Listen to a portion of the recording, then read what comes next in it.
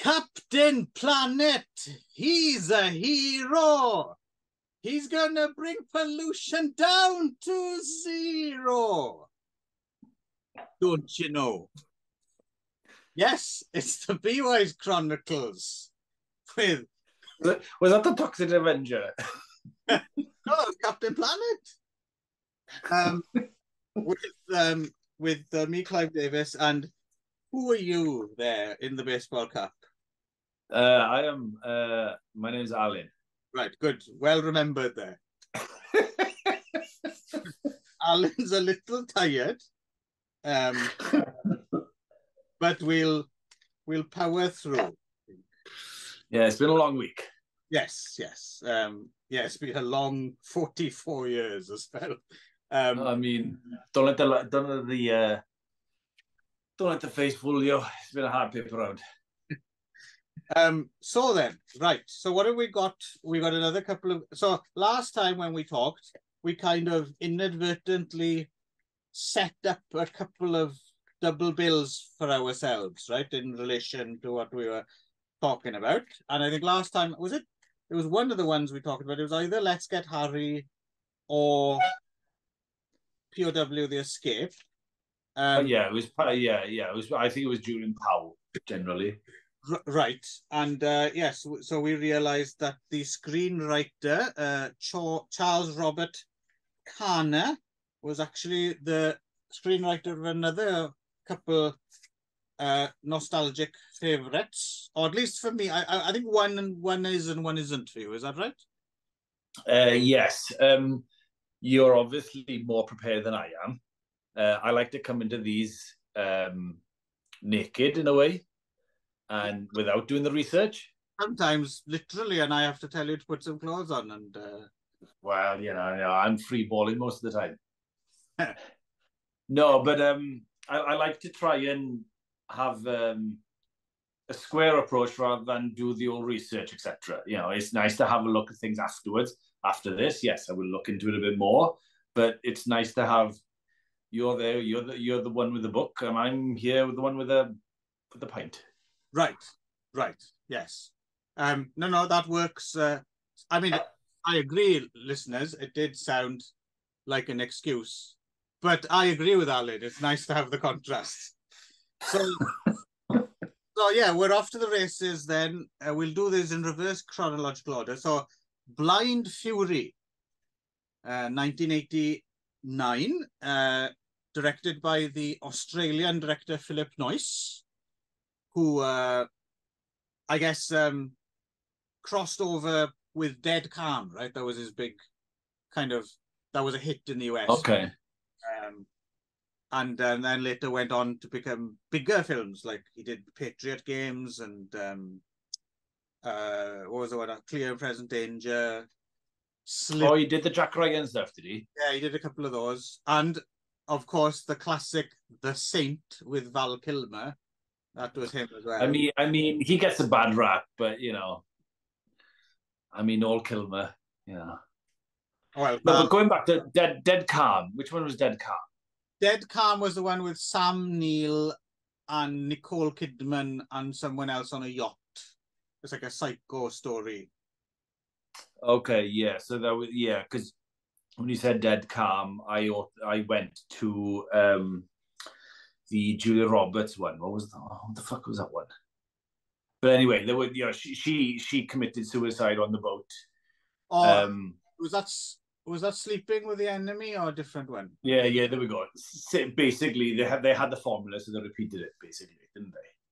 Yeah, well, they were in that sort of thing popular at the time, the post-Fatal Attraction kind of. Yeah, there was that, and I think the Ray Liotta one with Kirk Russell. Kirk Russell, the same thing as well. Starts with an U. I'm blanking on but anyway, I digress. Yes, you do. But that's fine. We have room for digressions on here. Otherwise, the thing would only be 2 minutes long. So, oh yeah, well, all right then. Bye. Some people would probably prefer that. So yes. So now this one. So I knew that this was basically inspired by the series, the Japanese series of blind swordsman movies, the Zatoichi series, right? Mm-hmm. I think I knew that even though I would have seen it as a kid way before I saw any Zatoichi films. I think I was aware of that. But looking at it this time, apparently it's specifically based on Zatoichi Challenged, which was one of the better films in the series, if I remember correctly, 1967. Are you familiar with the Zatoichi series? I'm not going to say I'm overly familiar. I've dabbled, but yeah, but no. Let's say no. But you know, for everybody else, let's say no. Yeah, you know what it is, and yeah, right. Yes, and you get that. Yeah. So Rutger Hauer is basically doing the Katsuchinara thing, except he's not masseuse, right? He's a NAM vet, because everyone was a NAM vet in the 80s. Even I felt as if I'd been there during the Tet Offensive. Well, you'd been to Nam, but it was Cheltenham.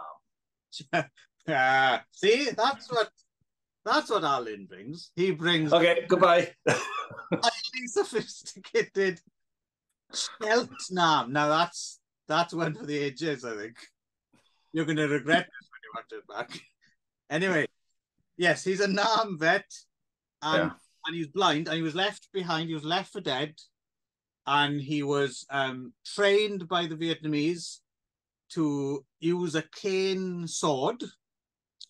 And then it's, 20 years later, he's kind of bumming around. He's in Florida, and he's going to find his old army buddy, Terry O'Quinn, who of the Stepfather fame, of course.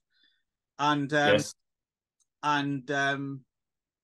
Turns up at his house, and he's kind of separated from his missus, Meg Foster, who isn't in it very long, and her little shit of a kid, what's his name? Brandon Call, right? He's the little boy, who looked familiar, and I was like, why would I know this little shit? And Baywatch. Yes, he was David Hasselhoff Jr., right? For a while. He was the original. Right. Yeah, and then after that it was, oh shit, I've forgotten his name now. To be fair, I was always slightly disappointed. He had the less impressive pair of tits on that show. Who? Hasselhoff? No, the boy. Well, yeah, he had the most impressive mullet, though. He did have a mullet. I mean, he rocked the mullet for ages. Yeah. Of course, we enjoyed Baywatch for its melodrama. And it's the artistic use of sunsets. Yeah. Anyway, he was on that. So did you actually because I had to look that up. Did you actually recognize him straight out? No. I remember him and the subsequent guy. He was Pacey in Dawson's Creek, and then he did lately he was what the fuck? The Supernatural. Oh fuck! I've forgotten it now. Damn. No, it's gone. Never mind. Anyway, he turns up, and it turns out that the father, Terry O'Quinn, he owns some gambling debts in Reno, Nevada, to some mobsters run by Noble Willingham, and he sent he wants Terry O'Quinn, because he's a chemist now, to make some sort of designer drugs for him, right? So to put pressure on him to do it, he sent his henchmen, including Randall Tex Cobb from Raising Arizona. Everyone, yes, and Nick Cassavetes and Rick Overton. He sends them to snatch the kid, basically.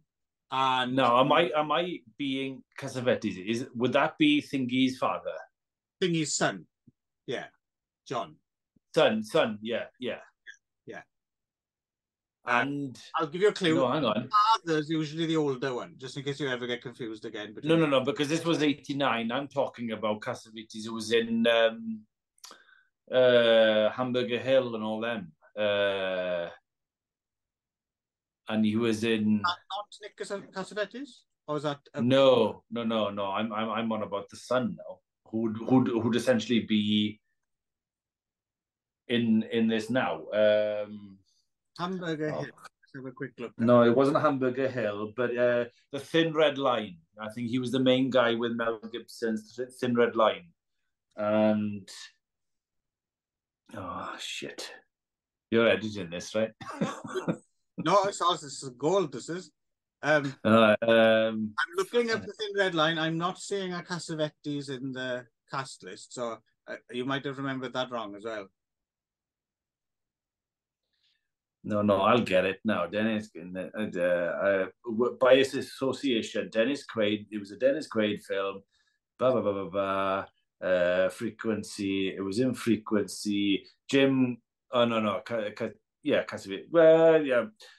Aha. No, it wasn't. Jim Cassavetes. Yeah. It's basically similar sounding surname, but not him. Okay, we'll move on. There we go. That was a worthwhile tangent. Yeah, there we go. Yeah. See, you don't get this anywhere else. Same, but different. So in answer to your question, no. And then so Rutger Hauer, blind as a bat. Fucking Rutger Hauer. Jeez, how did he get a career in acting? I have shit. I do not know. You're not a Rutger Hauer fan? I like me some Rutger. I mean, my most favorite. This is very niche. My most favorite Rutger Hauer ever moment is he did adverts in the early 90s for Guinness. His heavy heart sunk like a lead rhinoceros. Right. Do you not remember that, the Guinness? His heavy heart sunk like a lead rhinoceros. Yes, that was his speech. And he would I don't remember that. bang his twin because it was a can. All right. No, obviously not as memorable as what I thought it would, but I remember we giggled for it for years, and in a we did in a park in Llangrannog. But there we go. All right, okay, that's because he was the face of Guinness in the early 90s, when Guinness was basically marketing going into cans, and he would play himself, but his twin would be. Well, not wooden, but his counterpart would be an empty vessel, a can, and he would dung. Right. Okay, it's just me then. Big memories. No, in the canned beer I just remember, sad when we lost Rutger Hauer when he died, when the strong bow man in the studio next door shot him through the head. Fucking Rutger. Anyway, yeah. Well, I like Rutger Hauer. I think he's kind of fun in general, but and he was very intense as the Hitcher, if you remember, which is another film we might get to, I suppose. Oh, that's my absolute favorite Rutger film. There you go. I'll put that on the list. Because I'm saying that I haven't watched the Hitcher since I saw it originally. And the only reason I remember the fingers as fries is because you told me, and you would reiterate, and then you also told me it was Jennifer Jason Leigh in it. That's right. And those things have stuck with me, but I've never. It's one of those things where I don't want to revisit that because it's so vivid in my memory. Yeah, it was so good. That, you know what, have you ever gone back and watched A-Team and then realised, oh, that's really wooden, or The Fall Guy, or etc. No, I know what you mean. No, I suspect the Hitcher would probably hold up. I haven't seen it for a long time myself. But Jim Caviezel was awesome in it. So anyway, Rutger Hauer's going to protect this little boy. C. Thomas Howell. Yeah, C. Thomas Howell. Yeah. Soul Man. Put that on the list. So and he's also accompanied after a while. Lisa Blunt decides to help as well, right? And yeah, and it's not. She was a bit of an oxymoron character because she was against them, then with him, then against him again, and right. I think it was one of those things where the bad guys were too bad, right? So also somewhere in this film is David R. Ellis, who was a stuntman at the time, who later went on to direct some of the Final Destination films and Snakes on the Plane. He's in there as well somewhere doing something. Oh, all right, okay. So yeah, so it's so the main problem with this film, for me at least, is there's too much fucking comedy in it. How did you get on with Blind Fury, Alan?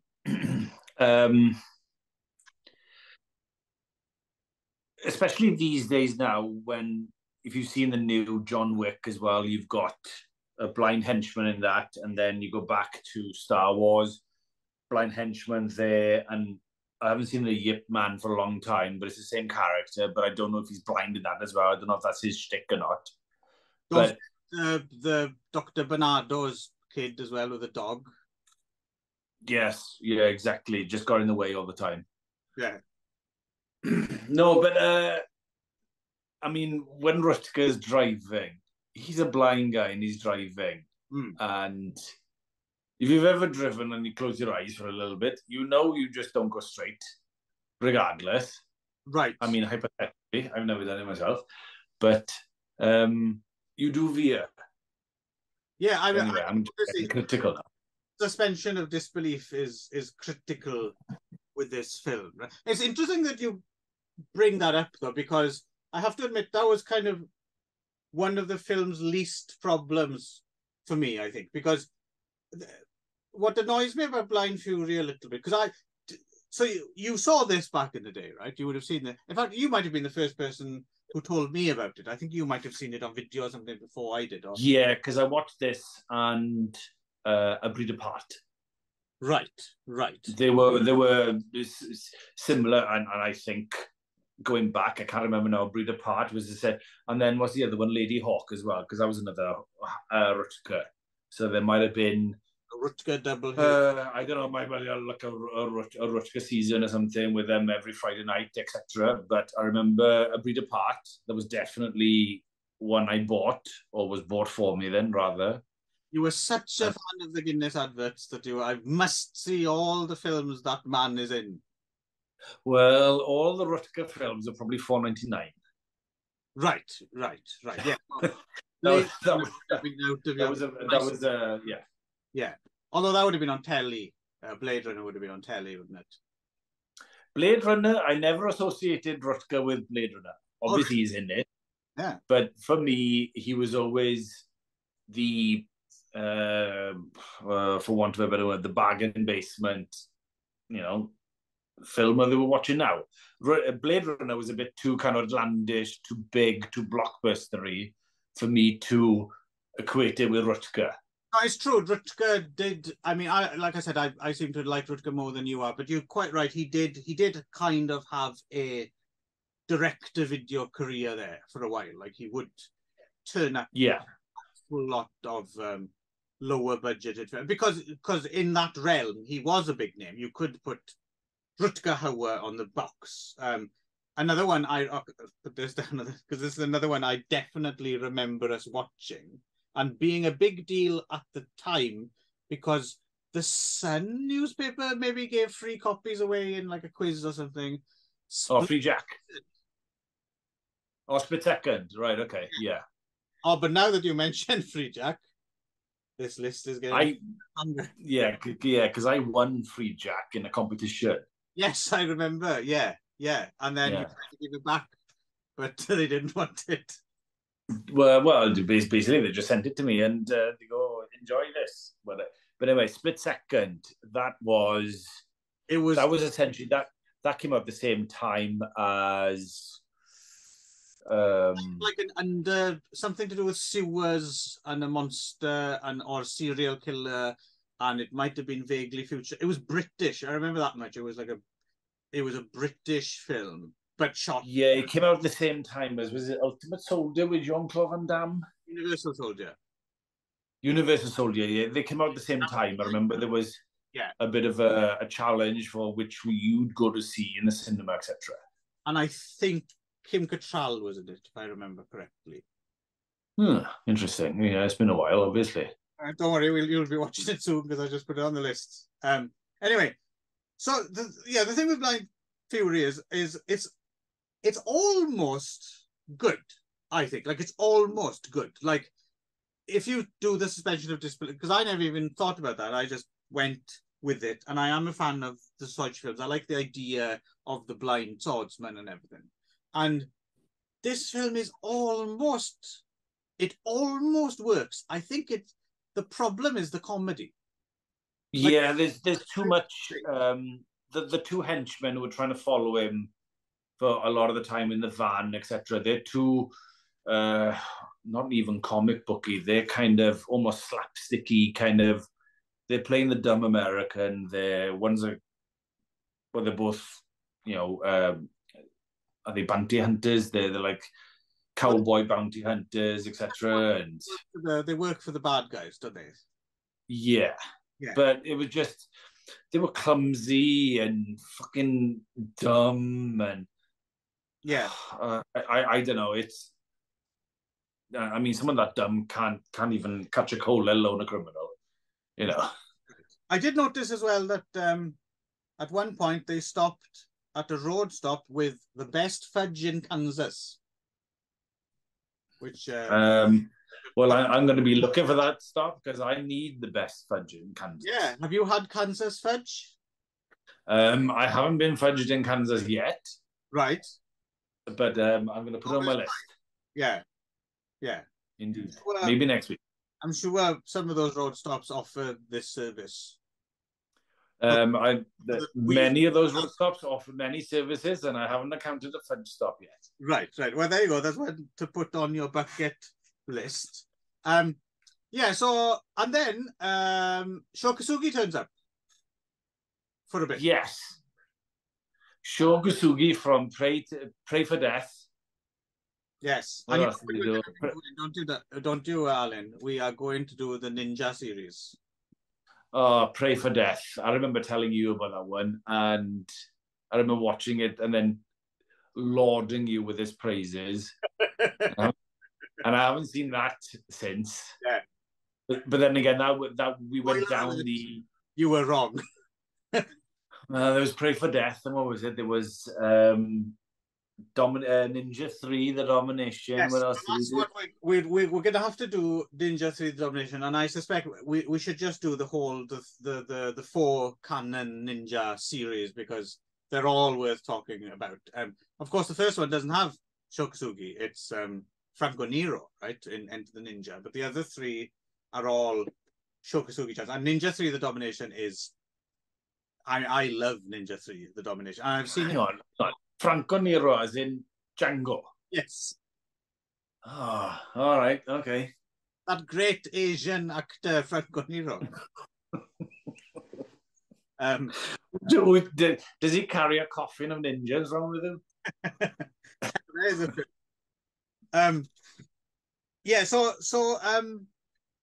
So Blind Fury, it's unfortunately not good, is it? To me, my most favorite part, fucking English, is so when he's pretending to drive, you can actually see the joy on Rutger's face because the production team just gone, just pretend you're driving, but look at the distance. So he's got genuine joy in his face. Mm. And either he's really good at playing, having fun, but it looks like he's having a whale of a time. Right. Yeah. I mean, yes, it is. You can see him relishing, enjoying doing this all through, actually. Yeah, because we're just doing B-roll, just go with it. And he's just like, loving it. Which is, I think, one of the reasons that I have a certain amount of goodwill towards this film, and I want it to be better than it is. And I think it is because, yeah, it's Rutger Hauer doing the Zatoichi thing. The concept I like. It's just, I think the problem with it is maybe because you were saying about the whole suspension of disbelief thing is difficult to do. So they went the comedy route because I suspect maybe they thought, well, no one's going to take this fucking seriously, so let's make it a comedy, which is a shame because it's kind of the opposite of the Japanese approach, right? Which is like, no, let's go for it. Let's really push the suspension of disbelief. And double down. Yeah. Seriously and do it stoic and that if you know how to do that, it works. And they might have been right. They might not have been able to pull that off in the US because it's a different cultural thing, right? But it's just, yeah, the comedy thing. I would have liked to have seen Blind Fury played straight. Yeah, well, and especially where Rutger, I mean, if you look at the timeline of the story, we're looking at days, right? And he goes from this loner to having this profound effect on this kid and love, and the kid is like, oh, I don't want to be with my dad, I want to be with you, blah, blah, blah. And we're looking at days, we're looking at, was it 4 days, 5 days, maybe, kind of thing, you know? It's, I don't know, it's that melancholy, I don't know, bullshit. Right. The sentiment is, yeah, it's a bit unearned, really, isn't it? Because yeah. No, I mean, the mother dies, and all of a sudden, then where's the mourning? Where's the grief? No, just get on a bus. We're gonna travel across country, kind of thing, you know? Right. Yeah. No, I agree with it. Yeah, they should have either gone full on, like go dark or go light, you know. And obviously it can't balance like obviously someone really could balance all of life is there, but this isn't that type of film, right? So so there we go. I think a noble attempt, but ultimately a failure, I think, isn't it? Yeah, I mean, it's one of those things that I don't think I need to watch it for another 30 years. No, I'm good. I'm all Blind Fury up for now as well, I think. Yeah, it kind of made me it made me try and harp back to what A Breed Apart was like. But then again, halfway through this film, I remember going, oh yeah, I remember Breed Apart being crap too. A bit of an eco thriller, I think, wasn't it? Like sort of. I can't remember if he lived in the forest and he was trying to save someone or some shit. Someone after someone. But then again, eggs or something like that. Is eggs, but the trouble is, I'm thinking about Lady Hawk, and it was like, oh, was it a hawk because of Lady Hawk, or was it because of the Breed Apart? He was trying to save the species. Yeah, but there's a bird there somewhere. Right. Well, you never know. I might force you to watch A Breed Apart at some point. I mean, yeah, probably. On we go then. Next on our, well, it is a martial arts double bill, I suppose. And fuck. In so much, I mean, yeah. In so much as which is the most made up, blind cane sword fighting, or this fucking nonsense this man's doing in this film. So we are, of course, talking about GYMKATA from 1985. Hang on, I need this for this. There we go. Right, okay, you need this to GYMKATA. I mean, yeah, okay, yeah. Let's do this one. Right. So again, written by Charles Robert Kanner, directed by none other than Robert Klaus of Enter the Dragon fame, who I guess because Enter the Dragon was so successful, he seemed to be the go-to American for a while when they were doing martial arts films in the States, right? So like after this, he did the two China O'Brien films, right, with Cynthia Roth. Okay, I was going to ask, so the ones that come to mind, China O'Brien, you've got American Ninja, you've got No Retreat, No Surrenders, you've got, what else is martial arty? You had To the best. Best of the Best, and then you've got the Jean-Claude Van Damme kind of era then. So you've got Bloodsport. Double Impact, Bloodsport, blah, blah, blah. Yeah, yeah. Is he involved in them also then? No, I don't think. I think after that, I think specifically after, because this is 85, right? So you're talking about like 88, 89, you get the double whammy of Kickboxer and Bloodsport. And that's when the floodgates opened, right? And you had endless fucking straight your kickboxing films. I mean, the stores were just flooded with them, right? And it's interesting now that they don't make them anymore, and there's like a finite number, and you can look back on them. I'm kind of interested in them more than I was at the time. Like at the time, I was just fucking sick of fucking kickboxing. Well, it was just like cannon fodder. It was oh, this is the format. Just boom, boom, boom. But American Ninja is probably at the same time. The first one. American Ninja, yeah. I think I was 85. Yeah, I can't remember exactly, but they were a little bit earlier. But again, that's a slightly different thing because that's part of the ninja craze, right? So rather than that kind of kickboxing phase or the tournament kind of, but I suppose I don't know, it's splitting hairs.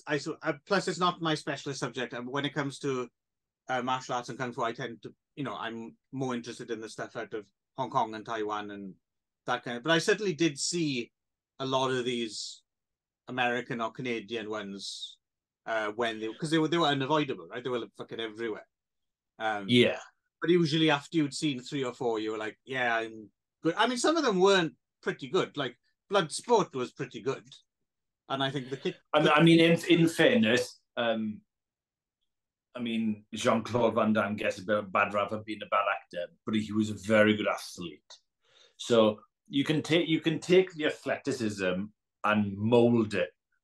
I mean, Shokosugi, he's got that martial arts background. Cynthia Rothrock got that background because they know how to fight. Yeah, this guy knows how to pole vault. Yeah. So this is Kurt Thomas, who actually died in 2020, and it's quite interesting. Yeah, so he was a proper Olympiad. He was a Olympic acrobat, basically, and it's quite interesting. So he, I looked this up. So he was due to represent the United States at the Moscow Olympics, which they boycotted. Got boycotted. Yeah. So he kind of never really got his chance, which I would imagine is fairly crushing if that's what you've been building your whole life up to, right? And then you don't. Yeah. But it's all right, Kurt, because you can be in GYMKATA instead. How about that? When every fight scene, there's a gym apparatus just there to help you out. Well, we'll talk about that because I think those are the highlight. So this film does have a bit of a cult reputation, and I think slightly undeserved, actually. I mean, I don't know how you felt about this, but in general, I found this a bit of a boring watch. But there are a couple of moments in there which make it worthwhile because they're so fucking ludicrous, right? So plot is, as well as being an Olympic... Well, before you say the plot... All right. Well, let's put it like this. You got GYMKATA. Yeah. But you've also got... what was the Arnold Schwarzenegger one? When he's got to run through the game, etc. They've all got you got the Running Man, which is essentially the same-ish kind of thing. Well, yeah, I suppose they're all kind of variations on that Most Dangerous Game kind of theme, right? Yeah. Most Dangerous Game. You've got the recent one with Jason Statham. He did one a couple of years ago, same in the Death Race. Same thing. It's basically got to go to A. If you go from A to B, you will get your wish. You'll get freedom. You will get money. You will get blah blah blah. Right. So Yeah, so I don't know if this is on the cut. This is the first one, or if it's on the cusp of. They go back to like the 30s, right? With the most dangerous game. So this is something that crops up again. There's that one, like there's loads, and you mentioned Jean-Claude Van Damme. There's Hard Target. That's another variation on the same. Yes, yeah. Running through the streets, yeah. So I think Running Man is probably the most successful of them, maybe. Yeah, I again splitting hairs, but I think again that's an even more specific subgenre, right, of the game show version of that, right? So I think of that in a slightly different category again. But I know what you mean. They're all survival game type. I mean, if you're going to open it up that wide, then you would include the Hunger Games and stuff like that, right? But again, that's a slightly. That's another kind of subgenre of the survival thing, right? Like Battle Royale. Yeah. I suppose so. Yeah. Anyway, so Kurt Thomas, as well as, even though he's only looks about 12, it turns out he's also some kind of fucking Interpol agent or something. And because he's going to stop World War III. Yes, World War III. And see earlier shows for details. So he's being to somewhere in the middle of the Hindu Kush, apparently. It was actually shot in Yugoslavia. It was middle of the Hindu Kush, where there's some kind of duchy or weird territory or something run by the Khan, played by Buck Kartalian, who once upon a time starred in the adult version of Little Shop of Horrors, Please Don't Eat My Mother, which was quite a fun film. It's same thing, giant flower eats people, but like with tits. And I mean, that's the only way you could make that better. Yeah, all you need, right? So the Khan runs this country, but Richard Norton is the bad. He's the guy who did basically the action choreography for this film, and he plays the he's like his henchman, but he's out to overthrow him. And in this country, they also have what is just called the game, right? Which is, like you said, this this kind of running the gauntlet, gladiators, final bit of Krypton Factor, which was the only bit people wanted to see, kind of obstacle course race thing with ninja-like people trying to kill you along the way. And farmers and people on meth. Yeah, there's a bit where they go to Mumbai. We'll get that, because that's one of the great, and we know from experience because we've been.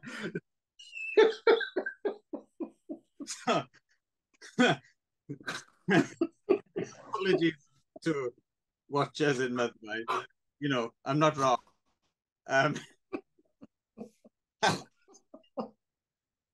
Anyway, they have to get through this race, and if they get through the race, they granted a wish, right? So he's been sent there on behalf of the American government. Yeah, I will leave Mumbai. Yeah, because it's Star Wars, right? It's peak Star Wars, so they went to put some satellite monitoring system on the land in the Hindu, because that's the setup. Yeah. Techi Agbayani, who was in the Emerald Forest as well, who was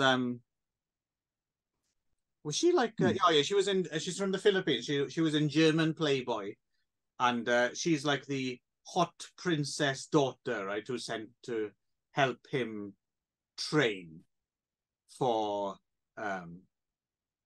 going. Yeah, this is like taking someone who's just won Wimbledon and go, right, we're going to send you to the Ukraine, right, to win a battle because we want to put a missile station there. Yeah. You can use your racket to knock the missiles back or something, or yeah. Every time someone shoots you, you can forehand them back. It is fucking daft. But you've heard the saying "daft as a brush." Brushes are cleverer than this. Well, if you look at his hairstyle, it looks like a brush. Yeah. No, so Kurt Thomas, R.I.P. And the other thing as well, I did you have actually a trouble? So basically, the thing is, you're supposed to go to this game, but Richard Norton's a wrong un. So there's this tightrope bit where he shoots them with a crossbow. He's not playing by the rules, right? Because, all right. But the thing is, apart from that, did you actually understand, like, when you're watching a film that has a game at the center, right? I think one of the most important things is you have to understand the rules of the game, right? The rules, yeah. You need to know. I mean, if you're going to have someone cheating the rules, you got to know what the rules are to start off with. Exactly. So you need to know what the rules are, and you also kind of have to have an idea of the geography of where they're starting, where the finish line is, and stuff like that. How long does it take to get there? Oh, is he in front of him? Blah blah blah. I was watching this film. I didn't understand the objective of, so every day they restart some new challenge, right? I never, not once, understood what the challenge was. I didn't understand where they were supposed to get, how far away it was, and then there's ninjas like shooting you and kicking you and stuff, and I'm thinking, well, when is that okay and when is that not okay? Like, well, there's also like there are ninjas there who are like bus conductors, just holding a flag, going, "Go that way." Yeah. Those are obviously the crap ninjas, right? They're given those jobs. But there's normally in these kind of films, games, etc., where there's the contestants, there's a pseudo camaraderie with them all. With this one, it was just like all for nothing, and there was this big burly guy who just wanted to kill everybody and then try and win. But then again, it seemed like he had beef with the guy from previous, but maybe I lost in translation, or maybe I kind of zoned out a bit. But right, he sort of knew Kurt, and then didn't, and then tried to,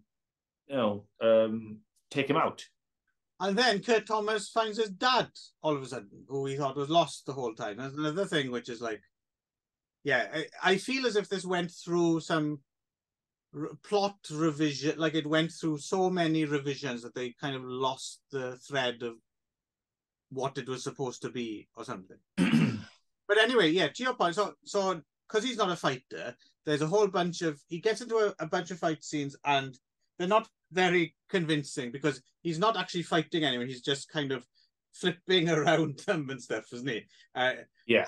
However, there's two really great bits, and just how ludicrous, like when they go all out, like, okay, let's make this made up martial arts fighting thing for real. And there's one in the streets before the tournament starts where he conveniently finds a pole in an alleyway. Yeah. It is conveniently high enough for him to jump, high enough to do 360s, and then conveniently high enough so when he comes back down, his feet are the same height as their face. Yes, and also none of the bad guys ever figure. Hang on, back up. Don't run towards his feet. Wait till he stops doing that. Hang on, I got a fucking gun. Yeah, I'm just gonna go bang.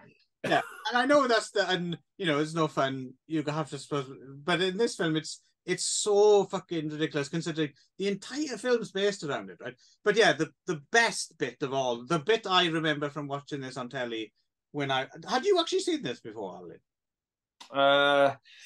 Vaguely remember the what is it? The pummel horse bit. Yeah, so here we go. Yes, what shall be referred to as the Madhvai sequence. So he goes like we did. Obviously, Kurt Thomas had a good time at the previous week's Llangadog show and danced with a girl who he fancied, and then he figured, hang on, I'm thinking of somebody's son. Yeah, so no, hang on. You're mixing your shows there now. Yeah, sorry. Anyway, basically, same kind of thing. So he's decided, let's go with his mate, maybe, and they've both got dressed up and combed their hair and everything. And he's gone to Llandeithan show, hope this girl might do the rounds of the shows, because there's not much to do. Indeed, he might find his love affair at this particular spot. but unfortunately he found that it's called the town of crazies, isn't it? So it's full of, I don't know if they're zombies or imbeciles, or they're kind of vaguely zombie-like, aren't they, in their behavior? They're well armed, but they don't know how to use those arms. Right. But it's all They right. have a pitchfork, but instead of actually stabbing someone, they just Hold leave it. them vertical. Yeah, yeah. But it's all right because what happens is he finds, and it's funny, they from certain angles it looks like, oh, I think it's supposed to be disguised as Like a fountain or something like a central point in a town where you'd normally have like a three-tier fountain and this and the other. But no. This particular place has a pummel horse in the middle. yeah, like you said, it's a water fountain, like a trough, or it's that kind of thing. But it's also suspiciously has a couple of handles on it, which I don't think water fountains usually have, right? Well, how else are you supposed to drain them, Clive? And there we go. Lucky for Kurt, because this is his speciality. He knows how to do this. Up on the vaulting horse, spins round and don't get me wrong. I mean, that's quite impressive to do that. I can't do that. You spin round and round and round and round. And luckily, all the inhabitants of Mudby just They walk, come in one at a time walk towards him and get kicked in the face. After which, without using the pitchforks. no. After which, of course, they can't possibly get up and attack again. But yeah, he wipes out the entire town. They had to cancel Llanddesan show that year after Yeah, they had to go from Llanddesan. They had to go straight to Farfach. yeah. It was a much better show then, to be honest. Yeah, it was no there was no there's no feeding away in there. Civilization is that Farfach. So yeah, and to be fair, this scene is actually fucking hilarious. I laughed out loud watching this scene. It's worth the trek of the rest of the film, I would say, once, just to see, because the scene's ridiculous, but I don't think you quite realize how ridiculous it is without sitting through the whole film, and that they've based the entire film around it. This is essentially the crescendo to all the action. Granted, there's a little bit after it, but this is like three quarters. This is like the final act, right? Final, action act. Granted, there's the whole kind of blah blah blah at the end, but yeah, this is the okay. We've been rehearsing, we've been practicing, we've been doing this and the other now for like a month. Well, actually, let's face it, probably 3 days, and then hey, do your thing on the horse and. Yeah, it was just them doing it on a horse by the end. Yeah, and after that you could turn it off. I think. I don't even. No. The best, no. You can't turn it off of that because the best bit for the whole film for me, okay, is so he evades them. Yeah. Climbs up this. There's 2 walls, so he climbs up the towers. His father rescues him, blah, blah, blah. Yeah. But the best bit for me is after his father gets shot with an arrow, he goes for a hero's welcome and he's dragging his father. There's no urgency to give him any medical attention. He's just like, yeah, my dad's on a horse. He's got an arrow sticking out of his shoulder. He's fine. Just give him like some food or whatever. Yeah. That was the best thing for me. It was just the absurdity of, oh yeah, this guy here. We need to help him. Right. Yeah, no. So GYMKATA is rubbish, isn't it? I mean, but it is. We wasted our time. So well, it's only fair that other people waste their time to watch it to see what they think. Yeah, I mean, if you have the time and inclination to sit through an entire film for a couple of moments of golden absurdity, then I would recommend it. Although I would caution warning that it's not. I mean, because some people really like this. I mean, no, I don't think anyone thinks it's a good film, but some people, I mean, really love it. They think it's like a hoot all the way through. But I have to admit, found it mostly kind of quite boring, right? But some people, if anyone watches this more than once in, I'm going to be generous and say 20, 30 years, they're a fucking psycho killer. There you go. So keep an eye on, if you have a neighbor and you keep hearing the opening theme to GYMKATA coming through your wall, beware. Yeah, they've got people buried underneath the house. You got John Wayne Gacy living next to you. Oh no, he used to dress up as a clown. He's more entertaining than this fucking film. Right. But it's all right though, because even if you're surrounded in a residential with serial killers, that's all you need to do is get to the water fountain at the center, and kick them. Yeah, you can take them all out. Do the world. Yeah. Right. I think that's probably more than enough, isn't it, Alan, for this edition? Oh, the bachgen Morydd, yes. So we will be back with something or other. We've got plenty to choose from now. We've got quite a long growing list. So as always, I implore you to be wise and return next time. Every time.